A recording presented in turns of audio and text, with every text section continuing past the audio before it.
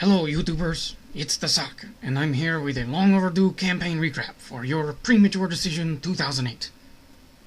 The writer's strike has taken toll on our staff of undocumented, underpaid underwear gnomes. They are currently walking the picket line and occasionally suffering trampling casualties, so I've been forced to write my own material and limit graphical content to whatever the bag can handle.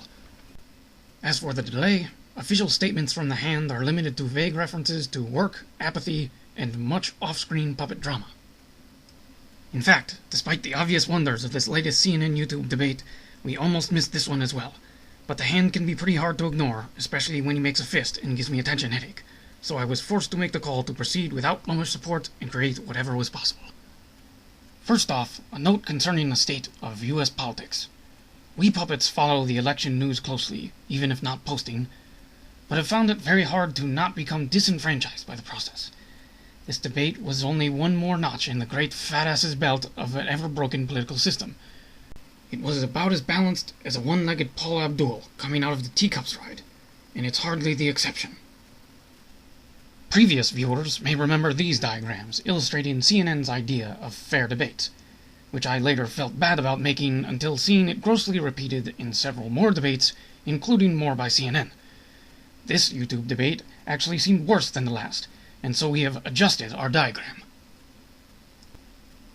It's hardly a pretty spectacle, although not to be confused with the much more vile Fox News debate format.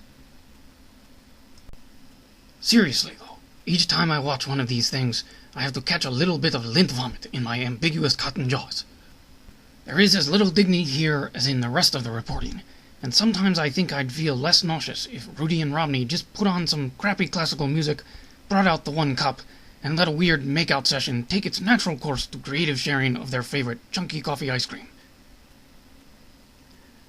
I am but a single sock, and so it is hard for me to accurately convey, let alone remedy, the mass of cantankerous decay that is our exposure-based, cyclically driven, short-sighted, illogical, stagnant, cowardly, stupidity-catering, establishment-dictated, no-attention span, blind, consumer-oriented political system.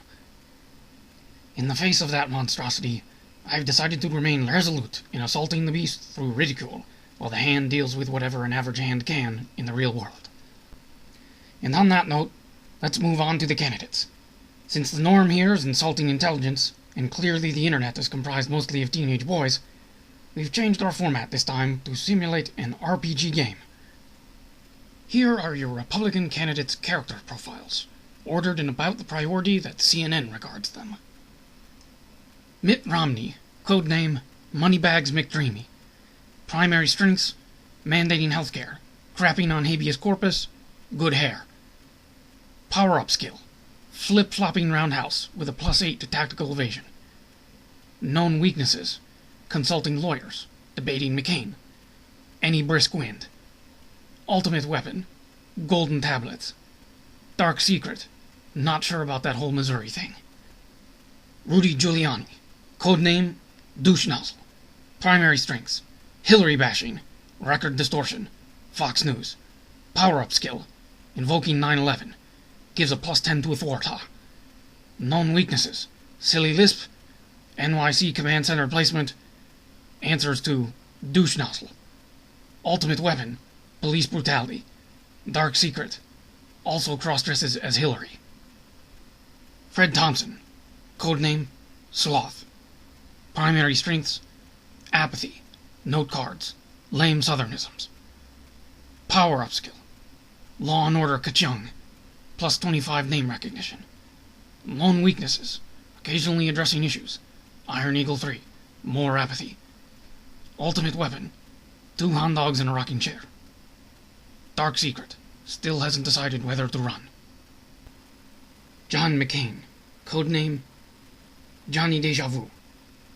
Primary strengths: redundant soundbites addressing friends, pork barrel bashing, troop searches. Power-up skill: mentioning POW time, gives +100,000 to defensive rating. Known weaknesses: foot and mouth, selling out to Falwell, death by W association. Ultimate weapon: time machine to the year 2000. Dark secret: wants to waterboard Romney. Mike Huckabee, codename Thumper.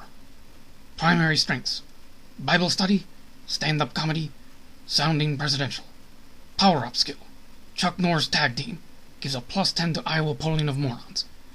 Known weaknesses: specificity, actual record instances, evolutionary gaps. Ultimate weapon: gullible masses.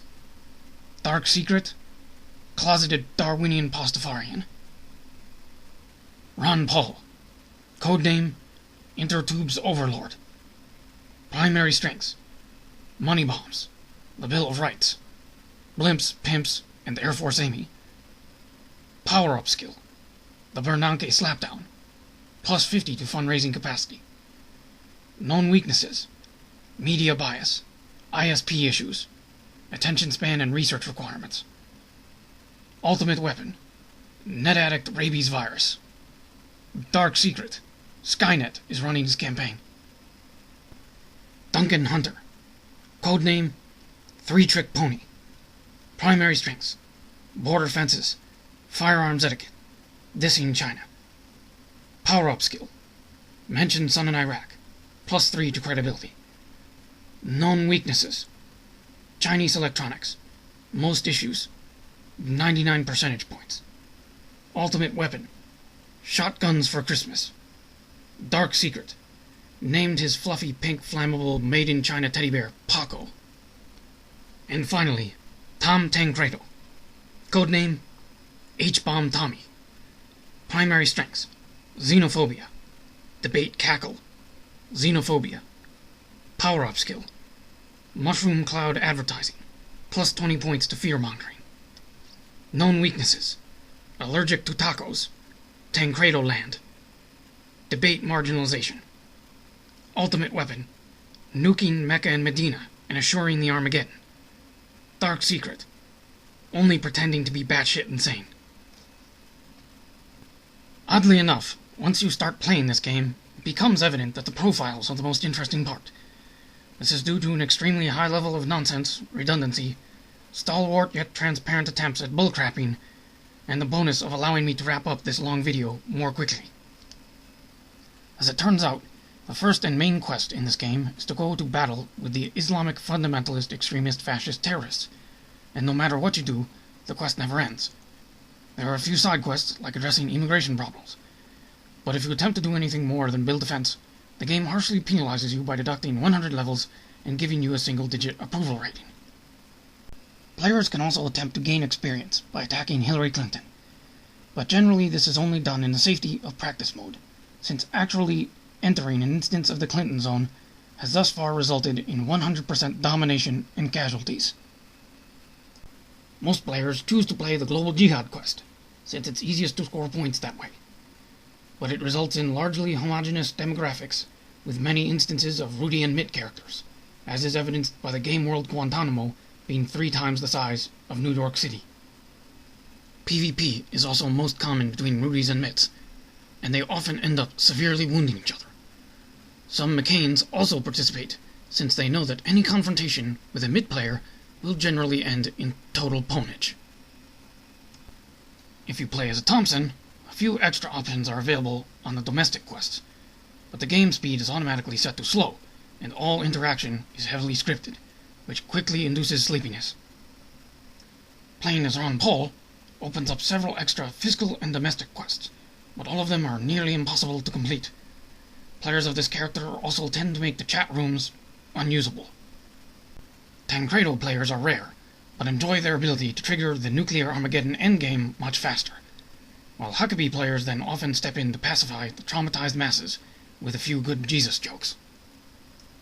No Duncan Hunter players have yet to be recorded. And that's about it. You aren't allowed to do anything else. But since most people will stay plugged into the Matrix if given the illusion of choice, no one cares, and we all go back to our daily concerns of big plasma screens and McMansions. And CNN gets paid to do this, once again, while pretending that the YouTube debates are somehow by and for the people. And that's it for this edition of the Campaign Recap. I'll see you next time, whenever the hell that is, with more campaign news and analysis. Good night, and good luck changing anything.